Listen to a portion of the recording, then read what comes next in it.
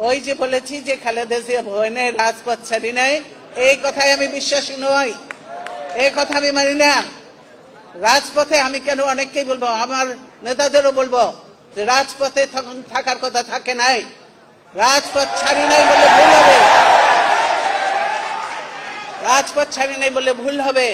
এই স্লোগানগুলি দয়া করে আর দেবে না, ভালো স্লোগান শেখো, ভালো স্লোগান দাও, তাহলে কাজে দিবে, বুঝেছো? ইলেকশন কমিশনের প্রস্তাবটা, এটা কি তোমরা পড়েছো সবাই? সবাই পড়ো নাই। এটা বই আকারে ইয়ে করা হয়েছে, কিন্তু তোমরা পড়ো নাই। তাহলে তোমরা কিসের ছাত্র? কেন ছাত্র? তোমরা কেন ছাত্র দল করবে, বা তোমরা যুবদলই বা কেন করবে?